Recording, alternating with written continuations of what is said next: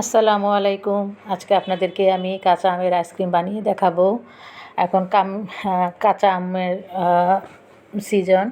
বাজার প্রচুর কাঁচা আম উঠেছে। আপনারা চাইলে এভাবে আমার রেসিপি ফলো করে বাসায় কাঁচা আমের আইসক্রিম বানিয়ে বাচ্চাদের খেতে দিতে পারেন। এটা একটি স্বাস্থ্যসম্মত আইসক্রিম। ঘরে খুব সহজে খুব অল্প উপকরণে আইসক্রিমটা বানিয়ে নেওয়া যায় এবং খেতেও ভীষণ মজা হয়। তো চলুন কথা না বাড়িয়ে রেসিপিটা A to Z দেখে নেই। আশা করি আপনারা আমার এই রেসিপিটা A to Z ফলো করবেন এবং পুরো ভিডিওটা মনোযোগ সহকারে দেখবেন। তো চলুন রেসিপিটা দেখে নেই। আইসক্রিম বানানোর জন্য আমি এখানে 3টি কাঁচা আম নিয়ে নিয়েছি। এখন পরিমাণ মতো পানি দিয়ে আমি সিদ্ধ করে নেব। সিদ্ধ করতে প্রায় 10 থেকে 15 মিনিটের মতো সময় লেগেছিল আমার। তো যতক্ষণ পর্যন্ত আমের মধ্যে একটা ফাটল সৃষ্টি না হবে ততক্ষণ পর্যন্ত সিদ্ধ করে নেবেন। যখন সিদ্ধ হয়ে যাবে তখন আমের গায়ে একটা ফাটল দেখা দিবে, তখন বুঝে নেবেন আম সিদ্ধ হয়ে গেছে। তো দেখুন আম ফেটে গেছে, একটু বোঝা যাচ্ছে আমটা সিদ্ধ হয়ে গেছে। এখন আমি নামিয়ে নিব।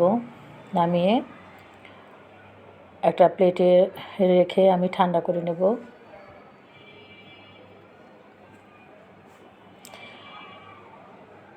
আমার এই ভিডিওটি যদি আপনাদের ভালো লেগে থাকে প্লিজ আমার ভিডিওটাতে একটা লাইক দিবেন। আর আমার চ্যানেলে নতুন হয়ে থাকলে আমার চ্যানেলটাকে সাবস্ক্রাইব করে আমার পাশে থাকবেন। তো আমগুলি ঠান্ডা হয়ে গেলে এখন আমের খোসা ছাড়িয়ে নেব।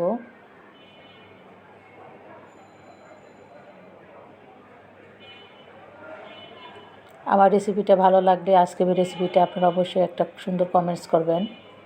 আপনাদের কমেন্টস, লাইক এবং শেয়ার আমাকে কাজে উৎসাহিত করবে। আর আমার ভিডিওটা যারা দেখছেন প্লিজ ভিডিওতে যে অ্যাডটা আসে অ্যাডটা স্কিপ করবেন না। ওই অ্যাড থেকেই আমাদের যারা কন্টেন্ট ক্রিয়েটর আমাদের ইনকাম আসে। তো প্লিজ আপনারা ধৈর্য সহকারে অ্যাডটা একটু দেখবেন।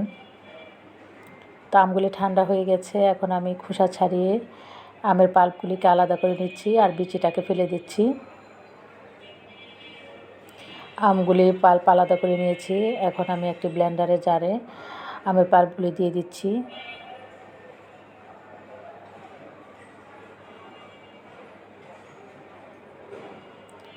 এখন দিয়ে দেব 1 চামচের মতো বিট লবণ আর চিনি দিয়ে দেব হাফ কাপ। চিনিটা আপনাদের স্বাদ অনুযায়ী দিবেন।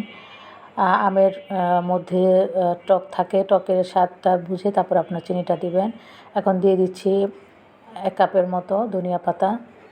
আর এখন দিয়ে দিচ্ছি 250 ml মতো পানি। এই পানিটা আমি যে পানিটা দিয়ে আমি আমটা সিদ্ধ করেছিলাম সেই অবশিষ্ট পানি আমি এখানে ইউজ করেছি। এখন ব্লেন্ডারে আমি খুব ভালো করে সমস্ত কিছু ব্লেন্ড করে নেব।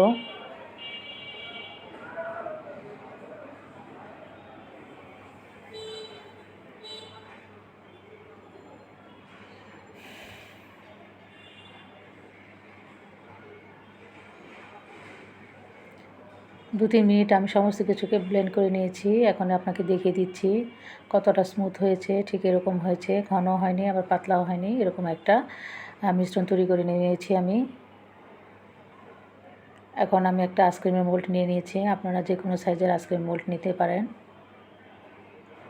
এখন আমি সেই ব্লেন্ডার করা আমের জুসটাকে এখন আমি মোল্ডের মধ্যে ঢেলে দিচ্ছি।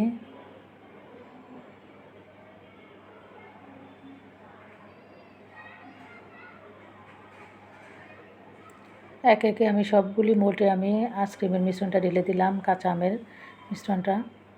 এখন আমি আইসক্রিমের ক্যাপগুলি লাগিয়ে দিচ্ছি।